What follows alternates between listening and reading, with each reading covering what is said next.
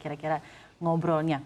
Sekarang dari pasar keuangan saya pengen bergerak ke something yang lebih real gitu ya, sektor real gitu ya, kebijakan-kebijakan yang memang nyatanya nanti akan menggerakkan roda perekonomian kita gitu ya. Pak Anggito dulu deh mungkin Pak. Ini sosok-sosok menteri siapa nih Pak kira-kira yang harusnya mengisi jajaran dari Prabowo Gibran yang mumpuni untuk menyelesaikan PR-PR? Saya sih usulnya begini ya, konkret saja. Menteri Keuangan itu diambil dari teknokrat lah. Teknokrat. Karena dia harus menjaga. Biasanya dia orang yang tidak punya konstituen kecuali ekonomi, tidak punya partai gitu ya. Sama kayak Gubernur BI nih Pak. Ya, tidak punya kelompok lah, ya gitu. Jadi cari deh, jangan sampai dia berasal dari TKN, dia bukan dari wakil partai gitu. Jadi betul-betul dia adalah orang-orang yang teknokrat yang bisa menjaga. Nah kalau yang lain ya itu tidak apa-apa ya selama presiden tegas, jangan sampai ada keuntungan yang diambil regulasi-regulasi operasional yang menguntungkan satu dua pihak ataupun satu kelompok pengusaha gitu. Entah apakah itu Menteri Perindustrian, Menteri Perdagangan, kemudian Menteri Investasi, itu tidak bisa dipungkiri pasti ada unsur partai pendukung ya yang menempati posisi itu. Nggak apa-apa asal jangan diatur supaya tidak ada menguntungkan kelompok tertentu atau pengusaha ataupun asosiasi tertentu. Ya, tetapi yang harus betul-betul dipikirkan bagaimana melakukan reindustrialisasi. Kita kan melihat menteri-menteri selama 10 tahun ini khususnya kementerian yang di dalam bidang industri kan tidak berhasil meningkatkan rasio atau kontribusi nilai tambah industri kepada PDB. Dulu 10 tahun lalu kan 28%, sekarang 18%. Nah, ini bagaimana men-turn around kembali reindustrialisasi. Pertama, yang kedua reinvestasi juga.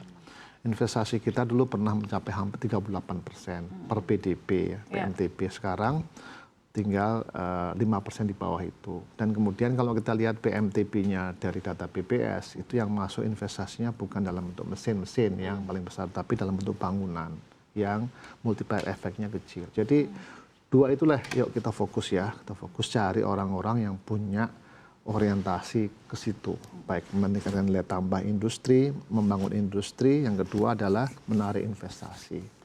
Nah itu memang harus tipe-tipe orang yang ya orang market gitu, orang pasar gitu, orang industri yang memang tidak berorientasi, berafiliasi kepada kelompok tertentu. Ini yang memang tidak mudah, meskipun Pak, saya tahu. Izin saya ingin bertanya juga nih Pak, bagaimana dengan Menko, Menteri Perdagangan, Menteri Investasi, kita ketahui ya, ini bukan berarti tidak benar gitu ya, tapi kan sekarang dalam pemerintahan Presiden Jokowi ini kan semua mereka ketua parpol, bagi-bagilah gitu ya.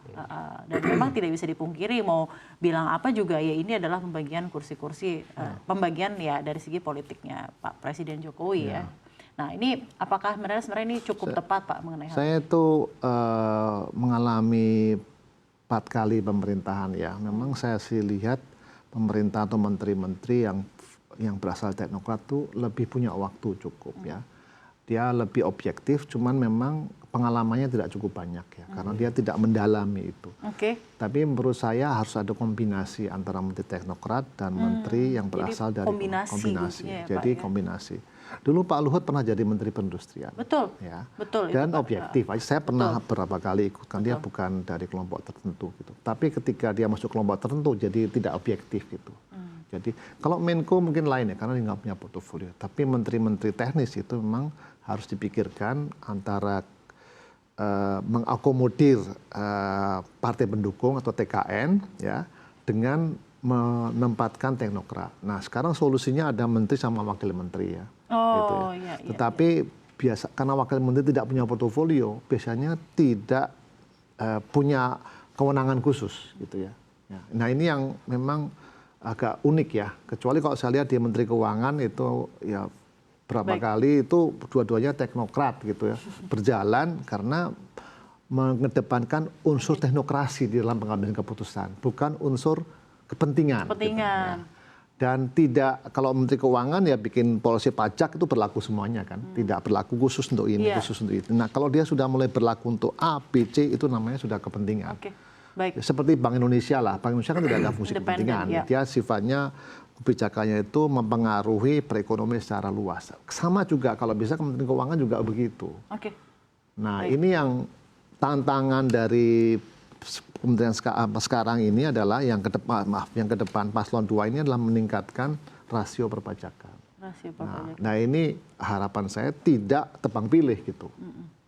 Dan itu berarti challenge-nya ya, berarti ya, ke depan Challenge-nya ya, di situ. komposisi dan siapapun yang Challenge-nya tidak di tebang situ. pilih dan berbasiskan meritokrasi. Betul. Baik, sepertinya masih baik yang akan saya ingin bicarakan, namun durasi juga akhirnya mengakhiri kebersamaan kita. Terima kasih banyak Pak Anggito, terima kasih banyak juga Mas